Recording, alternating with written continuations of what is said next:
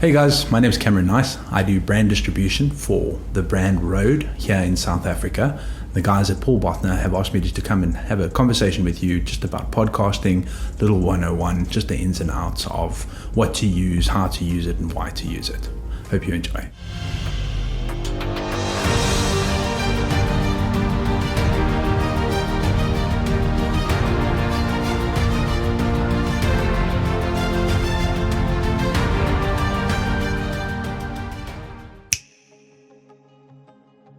So podcasting is a form of digital media where users record stories or educational features for distribution over the internet.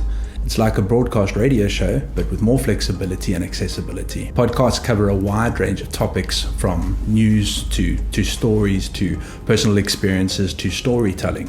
What makes podcasting awesome is that users can subscribe to podcasts and they can get all your updated stories and videos and streams through platforms such as Spotify, through Apple Podcasts, or through Google Podcasts. It makes podcasting an awesome medium for consuming content on the go.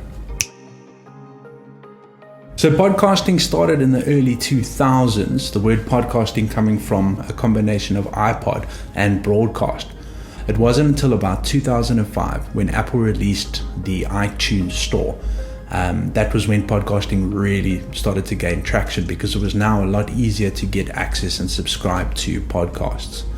And of course, with advances in technology, faster internet, the proliferation of mobile devices, it's just further fueled the growth of podcasting. Accessibility to podcasts is now so much easier than what it was before, and it's made it into a much more mainstream form of entertainment and information sharing.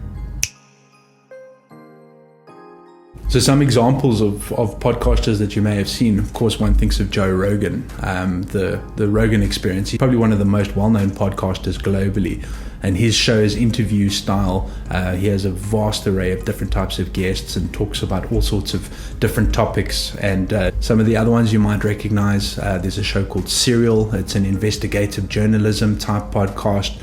It's very well known for its serialized format of storytelling. The Daily Show is another one you might recognize. It's a podcast run by the New York Times. Very well known, very well recognized. They talk about all the issues that are happening around today and have conversations about that. Then, of course, here in South Africa, we've got Podcast and Chill with Mac G. That's probably it's been dubbed as the biggest South African podcast. That's a showcast style podcast with multiple hosts. Its main host, Mac Guyver, and two co-hosts, Sol Penduka and the mysterious Ghost Lady. Another big one here in South Africa is the True Crime podcast. It's published in conjunction with Arena Holdings and hosted by Nicole Engelbrecht. It talks about a lot of solved and unsolved crimes here in South Africa. And of course, another big one here in South Africa, The Money Show with Bruce Whitfield, hosted by Prime Media as a catch-up service of his show, which happens on weekdays between 6 and 8. Creative expression, I would say, is the first thing that comes to mind. It gives a podcast, or it gives a person an opportunity to talk about stories and experiences, and it gives you an opportunity to have a voice and to share that voice. Of course, if you have niche interests, it gives you an opportunity to connect with other like-minded people and talk about things that you think are cool, and it gives you an opportunity to connect with people that think those things are cool, whether they're gaming or whether it's knitting or whether it's playing guitar. It's just a good opportunity to connect you on a global level to people that would also be interested in those type of things. Of course, there's an opportunity to build a brand or a business. If you're a business leader or starting a business, it gives you an opportunity to talk about some of the specialities that you can offer your customers.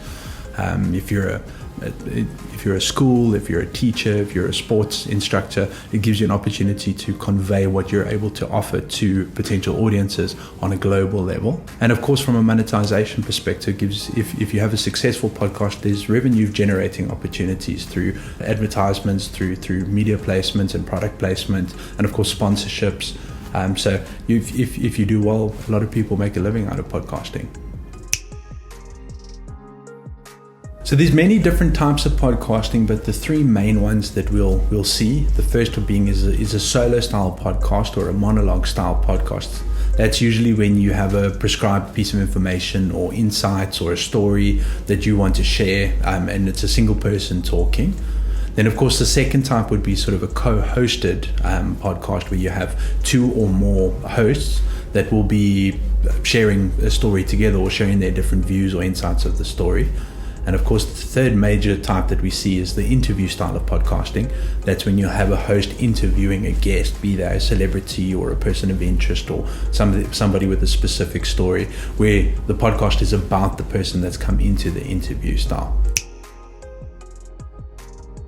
So for all intents and purposes, one could start a podcast with just your mobile device and the onboard recording application. But in a world where you're generating content and you're hoping for listener retention, you don't want something like audio quality to be the reason people disengage, because then you're not going to gain any traction with your podcast. But a simple USB microphone, nowadays many of the USB microphones can plug in and interface directly with your cell phone.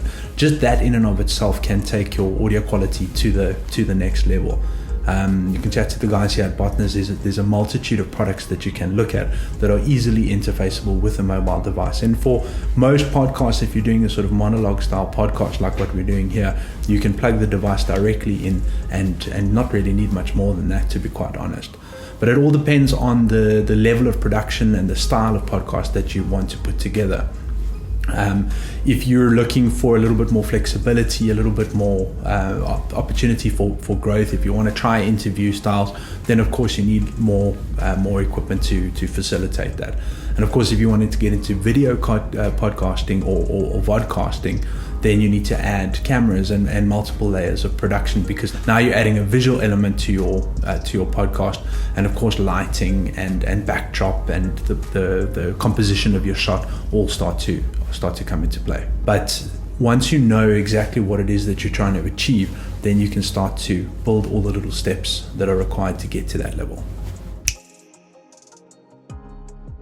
It's a pretty complex question, but the truth is you do get what you pay for. But one thing to take into account, especially in podcasting, is it's a very competitive industry, being a global industry, and your only competitive edge is the content that you're producing. And if you want to compete, you need to at least produce content that is equivalent to, or at least on the same level as the people you're trying to compete with. So if your audio quality is not good, your listener retention is not going to be good. If you want to compete in an attention-based industry, you don't want audio quality to be your limiting factor. And of course, then there's always factors like functionality. Higher end products have much more flexibility, functionality, audio quality. A big thing is resale value if you decide to move away from it. Of course, things like support, warranties, guarantees. The more cost-effective products, they don't last as long, and there usually isn't backup service. You normally can't get spare parts or replacements for that. So it's something to take into account when purchasing. You're not just purchasing for now, you're purchasing for 2 years, 3 years, in some cases 10 years. Higher end products will have a much wider array of those sorts of features when compared to sort of more cost-effective and entry-level type products. So USB microphones offer simplicity, convenience, and portability. It's a single plug-and-play type solution. You plug it into your device and off you go. And in most cases, if you're a monologue style or even a co-host style, USB microphones will do the job. But if you're looking for expandability, flexibility, or the best possible audio quality, using an interface is going to give you that, depending on the type of interface you use, of course. But that being said, brands like Rode offer software that allow you to use more than one USB microphone on the same computer. And through the software applications like Rode Connect, it actually gives you podcasting type software where it's got little mixers and little playback buttons, so you can add sound bites and things to your production. Ultimately, it rests on your specific requirement and your available budget, and it depends on your desired level of audio quality and functionality. Podcasting on a mobile device gives you flexibility, convenience, and portability, and of course is a lot softer on the budget.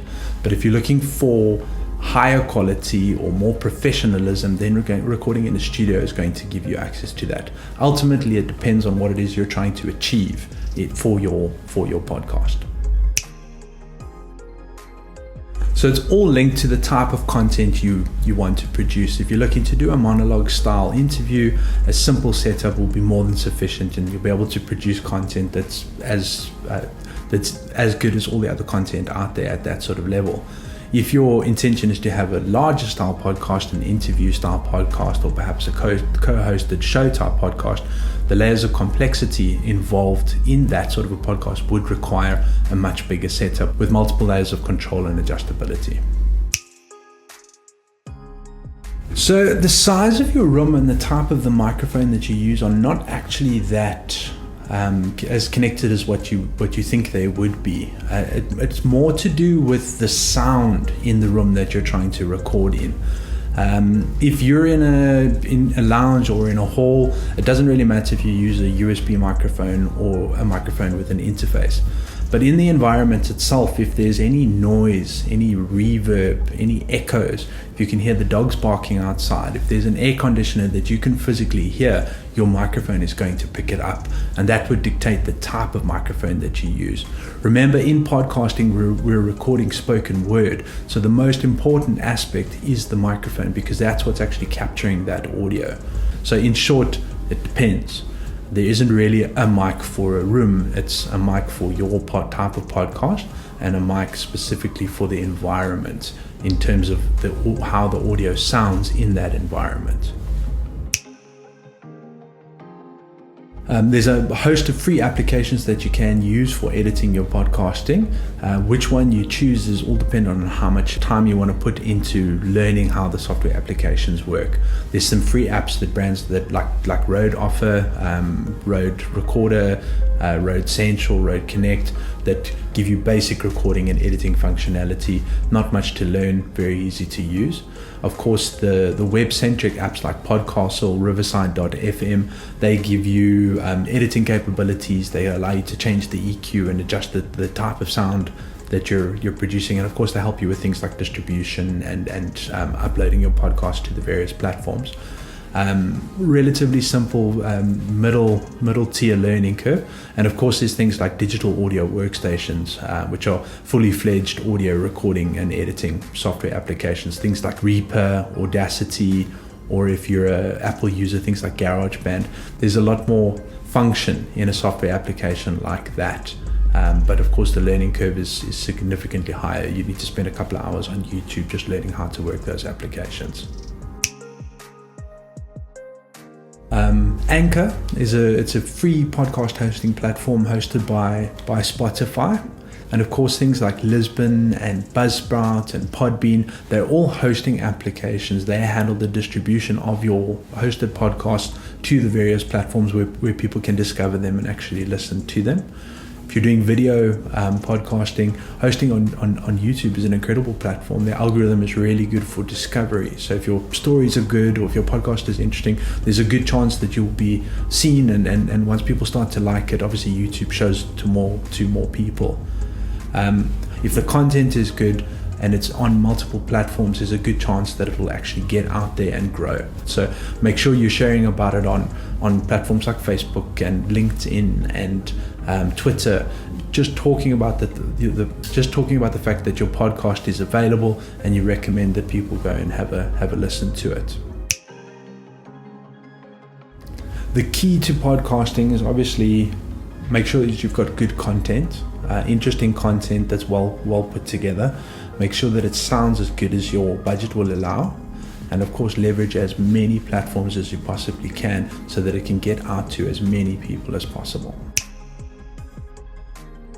So if you're interested in podcasting, if you'd like to find out a little bit more about podcasting, pop into one of the local Paul Bartner stores and chat to one of the specialists there. Have an end goal in mind. Try and clearly define what it is that you want to achieve as a podcaster, and come and chat to one of the specialists. Let them show you exactly what gear or at least what options of gear are available. You can even come try things out and experience what they're all about before you actually have to purchase anything.